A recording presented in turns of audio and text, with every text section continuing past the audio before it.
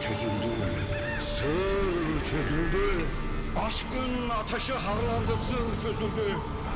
Gelsin ayrı gelecek olanlar, hayal kurup fırsatı kuşananlar.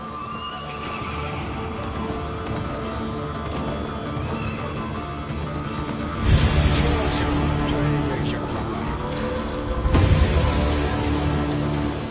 İz sürüp sancağı kaldıracak olanlar.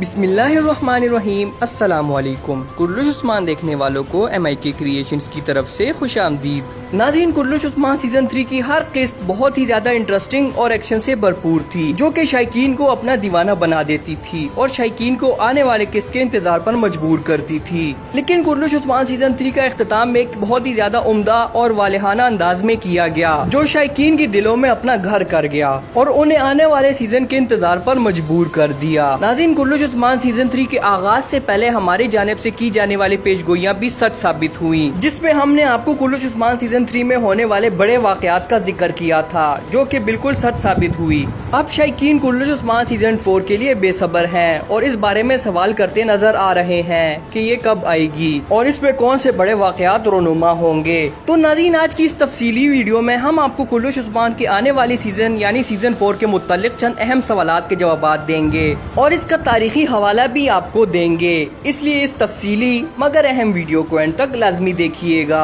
नाज़रीन, आज की इस video में हम आपको बताएंगे कि कुर्लुश उस्मान के नए सीजन यानी सीजन 4 का आगाज कब और किस महीने में होगा, इसमें कितने अरसे बाद का वक्त दिखाया जाएगा। आपको बताएंगे कि कुर्लुश उस्मान सीजन 4 का आगाज किस बड़े तारीखी जंग से किया जाएगा और उस्मान बे ने तारीख के मुताबिक इसमें कैसे फतह हासिल की थी। कुर्लुश उस्मान सीजन 4 में किन नए किरदारों की एंट्री करवाई जाएगी और कौन से वो पुराने किरदार हैं जिनको खत्म कर दिया जाएगा। इसके साथ साथ आपको सबसे ज्यादा अहम जवाब ये देंगे कि कुर्लुश उस्मान सीजन 4 दिरिलिस अर्तुगरुल के तमाम सीजन और कुर्लुश उस्मान के तमाम सीजन से कैसे मुख्तलिफ होगा। तो वीडियो में आगे बढ़ने और इन तमाम सवालात के तफसीली जवाब देने से पहले आपसे रिक्वेस्ट की जाती है कि आप हमारा चैनल सब्सक्राइब कर दें ताकि आपको मजीद ऐसी वीडियोस मिलती रहें। सबसे पहले बात स्टार्ट करते हैं सबसे ज्यादा अहम और सबसे ज्यादा पूछे जाने वाले सवाल के बारे में कि कुर्लुश उस्मान सीजन 4 का आगाज कब और किस महीने में होगा और इसमें कितने अरसे बाद का वक्त दिखाया जाएगा। तो नाज़रीन, यहाँ पर आपको बताते चले कि दिरिलिस अर्तुगरुल हो या कुर्लुश उस्मान, हर सीजन के खत्म होने के बाद उसमें 3 महीने का वक्फा जरूर लिया जाता है, जिनमें अदाकारों को आराम करने का मौका मुहैया किया जाता है, क्योंकि वो 7-8 महीने से लगातार काम कर रहे होते हैं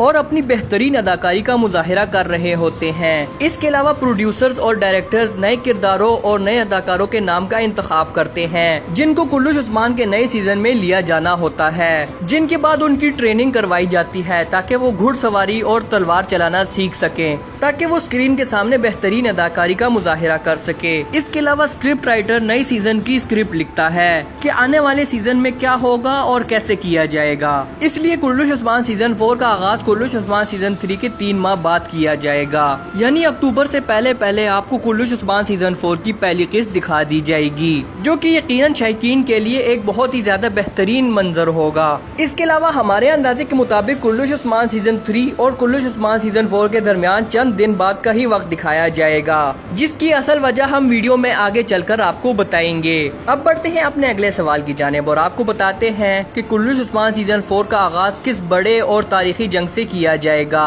उस्मान बे ने इस जंग को कैसे फतह किया और तारीख हमें इस हवाले से क्या बताती है। तो नाज़रीन, जैसा कि हमने कुर्लुश उस्मान सीजन 3 की आखिरी किस्त में देखा कि उस्मान बे ने यनी शहर को फतह कर लिया, जिसे वो जल्द से जल्द और किसी भी हाल में फतह करना चाहते थे, क्योंकि शहंशाह की जानिब से एक बड़ी फौज उस्मान बे से लड़ने के लिए आ रही है। क्योंकि उस्मान बे के सिपाहियों की तादाद शहंशाह के सिपाहियों की तादाद से बहुत कम है, इसलिए ये जंग उस्मान बे को अकल से लड़नी पड़ेगी। इसलिए उस्मान बे ने यनी शहर को फतह कर लिया, क्योंकि यनी शहर वो वाहिद मरकज है जहाँ से उस्मान बे शहंशाह का बेहतरीन दिफा कर सकते हैं और ये जंग कम तादाद के साथ जीत सकते हैं। और तारीख में भी बिल्कुल ऐसा ही लिखा गया है। تاریخ کے مطابق جب عثمان بے نے ینی شہر کو فتح کیا تو اس کے ساتھ ساتھ ازنک کا بھی محاصرہ کر لیا، اور جب شہنشاہ کو اس بارے میں پتا چلا کہ عثمان بے ایک کے بعد ایک میرے علاقوں کو فتح کرتا جا رہا ہے تو وہ غصے میں آ گیا، جس کے بعد اس نے برسا کے کمانڈر اور اس کے علاوہ 3 اور کمانڈرز کو خبر بھجوائی کہ عثمان بے کے خلاف جنگ کی تیاری کرو، اور شہنشاہ نے اس جنگ کی صدارت کے لیے اپنے ایک رومانوی کمانڈر مزالون کا انتخاب کیا، جسے شہنشاہ کی تقریباً 7 سے 10 ہزار کی فوج کی صدارت سونپی گئی تاکہ عثمان بے کو شکست دے اور ان سے اپنے علاقے واپس لے لے۔ شہنشاہ کے فوجیوں نے عثمان بے کا مقابلہ کرنے کے لیے ینی شہر کا انتخاب کیا، اور تقریباً شام اور رات کے وقت عثمان بے اور شہنشاہ کی فوج ایک دوسرے کے آمنے سامنے تھی۔ یقیناً شہنشاہ کی فوج عثمان بے سے 2 گنا تھی، اس لیے عثمان بے کو عقل سے یہ جنگ جیتنی تھی، جس کے لیے عثمان بے اپنے ساتھ چند سپاہیوں کو لے کر جنگ میں آگے بڑھے جو کہ نیزوں سے لیس اور اس لشکر کا دفاع کر رہی تھی۔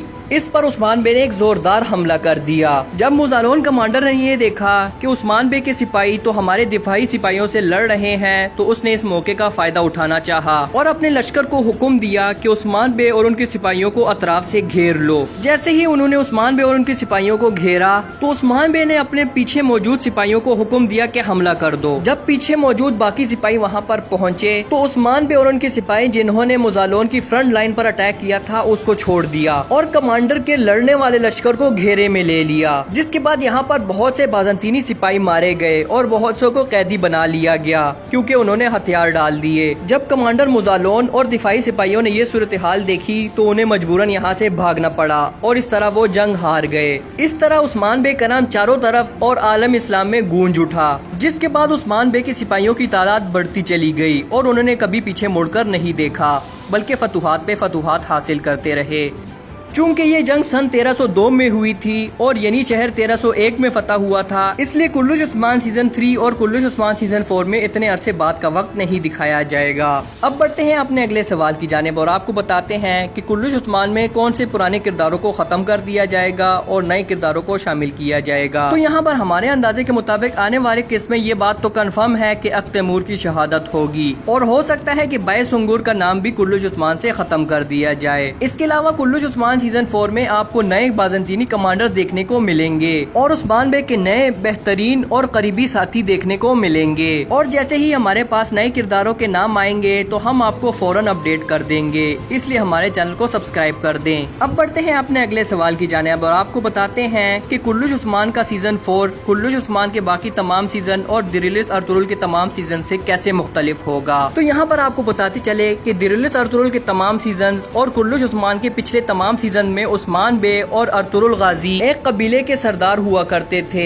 جو کہ سلجوق سلطنت کے ماتحت تھی، لیکن گزشتہ سیزن میں عثمان بے نے سلجوق سلطنت سے اپنا الحاق ختم کر دیا، جس کے بعد انہوں نے اپنی سلطنت یعنی سلطنت عثمانیہ کا اعلان کر دیا اور اپنے سکے بھی جاری کر دیے، یعنی اب بہت سے ترک قبائل عثمان بے کے ماتحت ہوں گے نہ کہ سلجوق ریاست کے، جس کا مطلب ہے کہ آنے والے قسم میں عثمان بے آپ کو ایک سردار کے طور پر نہیں بلکہ ایک سلطان کے طور پر دکھائے جائیں گے، یعنی آنے والے سیزن میں عثمان بے سلطنت عثمانیہ کے پہلے سلطان ہوں گے۔ اس کے علاوہ کلوش عثمان سیزن 4 میں آپ کو بڑی بڑی جنگیں دیکھنے کو ملیں گی کیونکہ آنے والے سیزن میں عثمان بے چھوٹے چھوٹے علاقوں کو نہیں بلکہ مکمل شہروں کو فتح کریں گے۔ اس کے علاوہ اگر ہمیں کلوش عثمان سیزن 4 کے متعلق کوئی بھی نئی اپڈیٹ ملتی ہے تو ہم سب سے پہلے آپ کے ساتھ ضرور شیئر کریں گے، اس لیے اگر آپ کو ہماری یہ ویڈیو تفصیلی اور اچھی لگی تو 2 سیکنڈ لگا کر اس ویڈیو کو لائک کر دیں اور چینل کو سبسکرائب کر دیں تاکہ آپ کو مزید ایسی ویڈیوز ملتی رہیں۔ ملتے ہیں آپ سے ایک نئی ویڈیو کے ساتھ، تب تک کے لیے اللہ حافظ۔